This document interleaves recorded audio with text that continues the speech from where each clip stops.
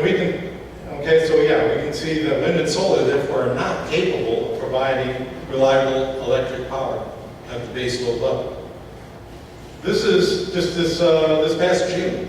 There's a wind energy crisis in Europe, in all of Europe, and you can see it here. This, we've taken everything away except for the wind sources and solar sources.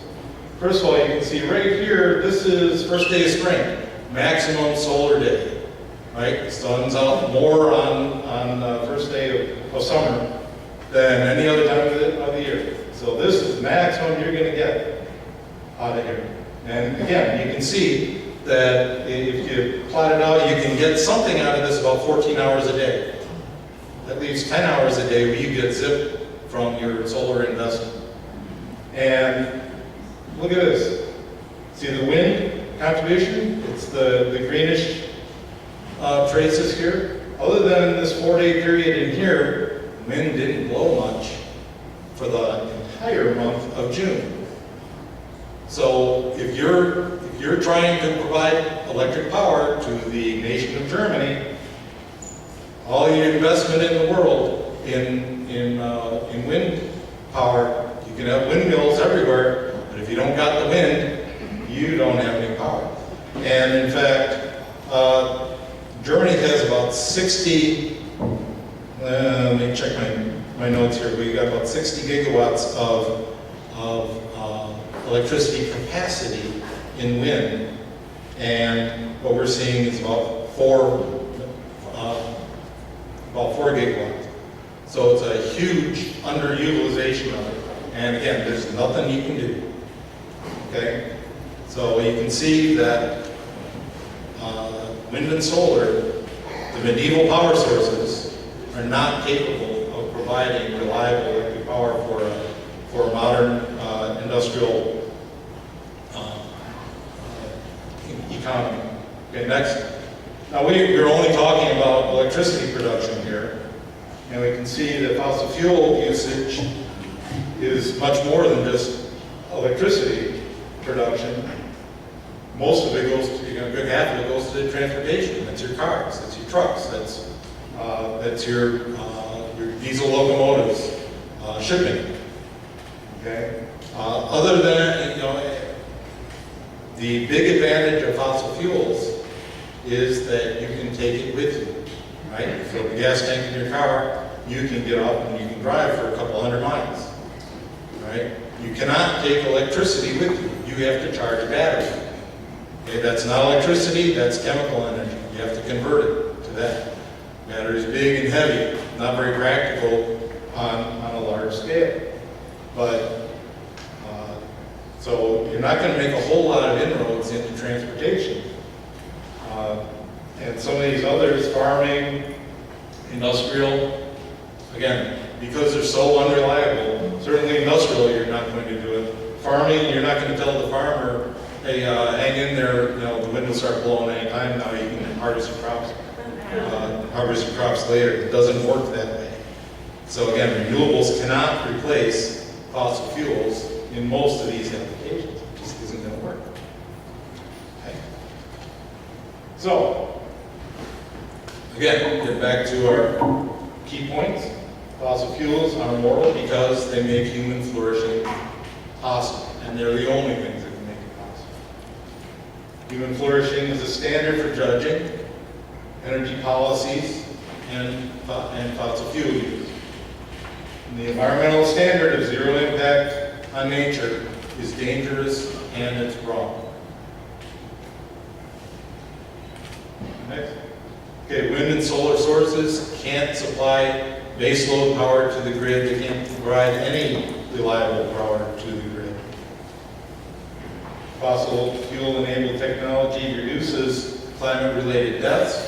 We saw that with the health trends that go along with fossil fuel use. And sustainability, that's an idea based on two false premises: stagnant, fixed pie world, and the fact that we can predict the future. Well, we can't. Okay, how many knew they were going to have a cell phone 20 years ago? Didn't know that. We don't know where the world is going. So what do? We've got a demand that any judgments are based on human flourishing. A zero impact on nature is impossible and dangerous. And so many idealistic things, there's unintended, if not intended, consequences. We need to contact the congressmen and senators and demand that they vote against carbon tax bills. That's in the news these days. These bills are based on the myth of the global warming crisis.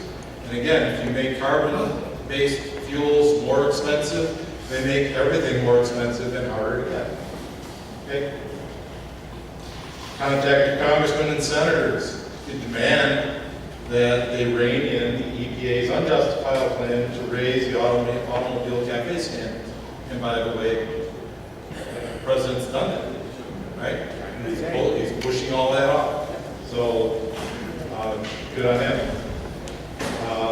And again, those standards are based on this myth of the global warming crisis, raising cafe standards, also force the car manufacturers to make lighter, cheaper cars. And if you've ever had an encounter with a semi-truck and you're in a Prius, you're in trouble. Okay, next. We got our actions here. All right, contact the congressmen and senators to demand that they remove the scientifically unjustified ethanol mandate. Okay, it's very popular out in the Midwest because they grow a lot of corn out there. But the unfunded, the ethanol mandate that requires them to put ethanol into your gasoline is again based on a flawed premise. It's actually based on a flawed premise of scarcity of fossil fuels, which we know now is completely false. Okay, so we have, okay, so be alert to the 2009 Clean Energy and Security Act. It's rising from the dead in Congress. ACES requires 83% reduction in fossil fuel use by 2050. I think this is an implementation of the Paris Accords, which we're not held to.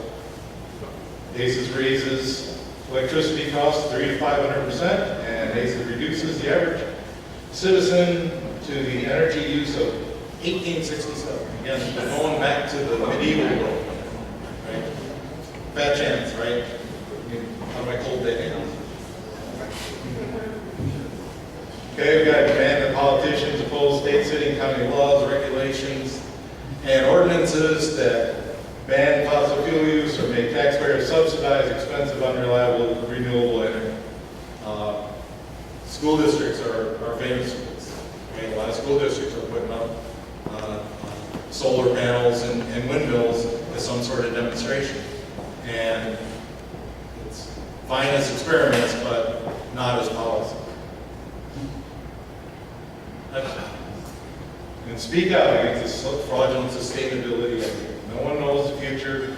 All right, in 1900, did you think they thought anything about moon landings, lasers, and iPhones? And deprivation today for an unknown future is completely irrational. Take it.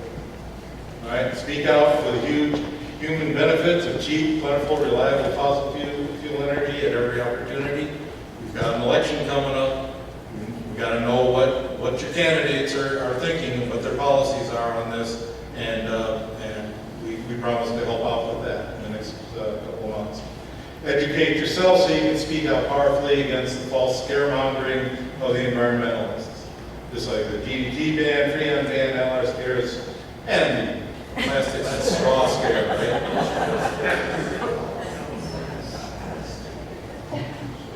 Virtue signaling at its best. Right? Support candidates who support rational human flourishing, energy, and environmental policies, like repealing the ethanol mandate and repealing the waters of the United States regulations. Again, the administration is very much out front in a lot of that. One of the things that's being missed in the news is just how many of these harmful regulations are owned by the wayside. All right, that's it for the presentation. Maybe 2 questions, so I see a couple of hands up, we basically can take 2, so start here, and then Tony, where are you? Can you give the microphone to one of those people over there? We'll start with you. Can I have time for quick questions? Well, one of the big problems is a lot of this stuff is UN generated. So you have the UN 2030, which really is pushing all this stuff. Agenda 21.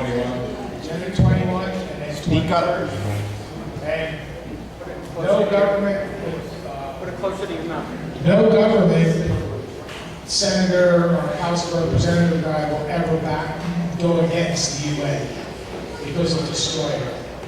So that's what we have to fight, is the UN. And the sustainability crap is just unbelievable.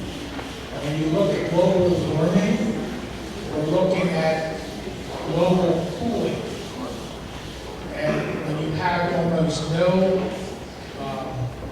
nothing coming from the sun, you definitely are on the curve coming down. And we will notice within the next few years that it's going to be really cold. Yeah, well, Thank you. Thank you.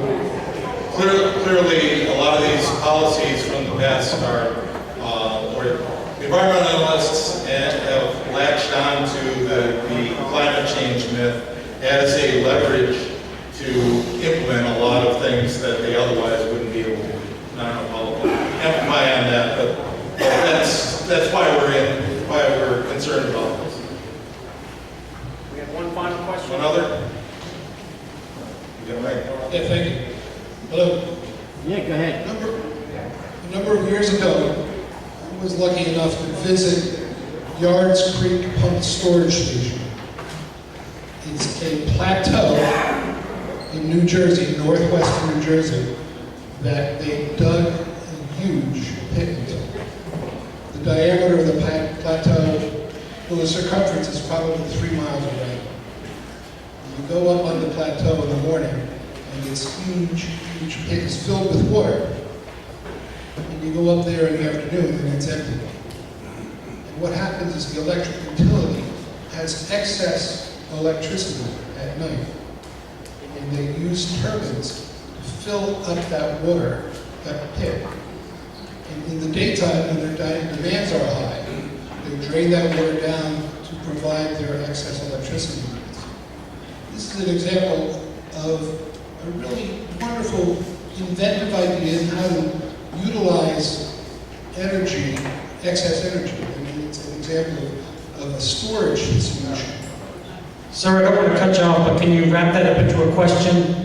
What are your projections for advances in storage technology having an effect on energy production? Okay, pump storage is what that's called, and it's hugely inefficient. Imagine you're taking electric energy, you're taking water, you're pumping it up to a high level so that you can drain it down later. And every one of those processes has an inefficiency associated with it. So, yeah, if you've got the excess power at a certain time of day or night, it's what they've chosen to do. There's a number of those. There's one in Ludington, Michigan that I'm familiar with. And yeah, so it's just a large volume, but they're pretty much maxed out on that. The other thing is batteries. That's the big push in the electric power industry right now is local storage. So you may see battery buildings being put up in your neighborhoods.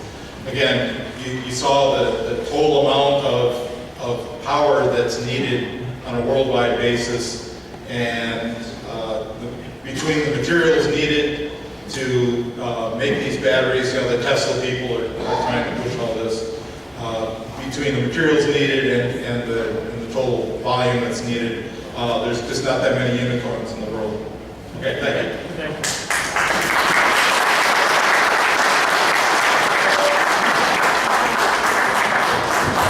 You know, that presentation tonight has been a little off the direction we've gone in the last year and a half, but it's so important to understand that all of these issues are where the left is attacking us. From everything that we stand for, everything that our culture and our way of life has developed, they're attacking us at every level. So thank you for this presentation. It's important to understand that even though it's not as sexy as some of the other issues, it's probably even more important than a lot of them because they are attacking us with this global warming issue at every level, and our way of life is at stake. So thank you for this presentation. The books are on sale in the back, so please talk to them and look at the book and possibly think about buying one as well. So we have a couple seconds here, or is anybody for the good of the order that has any final comments or questions? Tony has a mic, raise the mic. Yes. That's right, I'm sorry, I did skip, I lost my clicker here, so, all right, so one, we've been doing a coffee break presentation. We've had Andrew a couple of times sell the presentation of a coffee break, which is what we're using to talk to merchants and business owners to say, sponsor our coffee break to help pay for all of this. So we have cards at the table, and if you know people that own businesses or other such activities that might be willing to do this, give that information to your friends and your neighbors who own businesses so that we can continue to fund that. And I apologize for skipping ahead. So, Bob, is this still good information? Yes. Yeah, you have, they're running some specials for the NRA membership, the big deduction from regular. That's a lot easier, thank you.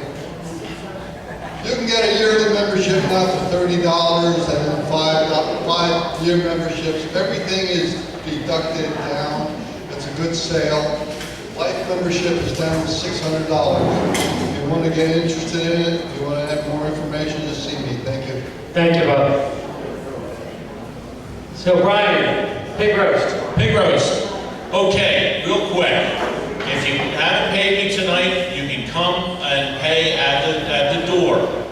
I love ahead of time because it helps out to have an idea how much pig roast you get.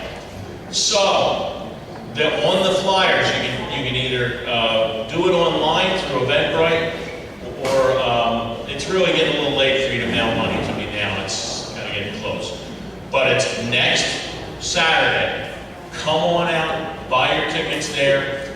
The beautiful thing is the food is fantastic. It's a lot of fun. We will be having Marty Rostein will be coming out and meeting and greeting people, so you get a chance to ask him questions. And so we got some other political folks that are going to be around, so you can ask them questions too. Not the actual. We didn't get the big guns this time. They were too busy, but we will be having Marty's be very good, and we have some local. I think some local candidates are coming out too. I believe some of the state reps might be appearing, and also there'll be probably representatives from some of the statewide campaigns there as well. But most importantly, this is the time when we can be not at a meeting and social and really talk about a lot of things and bond together, and it's a great event, and please consider coming to the pig roast and talking to your friends and neighbors as well and bringing them out. You can pay at the door if you haven't paid ahead of time, but we'd love to see you there, please. Thank you. Thanks a lot. All right, so our September 6th meeting, as always, will be here at 7 p.m. on the first Thursday, which is September 6th. We are going to regroup again with the idea of the whole synergy of that meeting. It's going to be presentations that involve support the agenda and the wacky left and the attacks that the wacky left are bringing against us. And we're going to talk a little bit about how we're going to engage. So I'm going to introduce to you the young man who's going to sort of serve as a project manager. You know, Tom's going to keep telling me, move that clicker. Tony Sameo will present, first of all, the winning left, Q and U, which is going to be the sort of the segue for the whole point of the efforts that we're going to take to combat the left and engage in this process over the next several months to make sure that we don't lose everything that we just fought for over the last couple of years.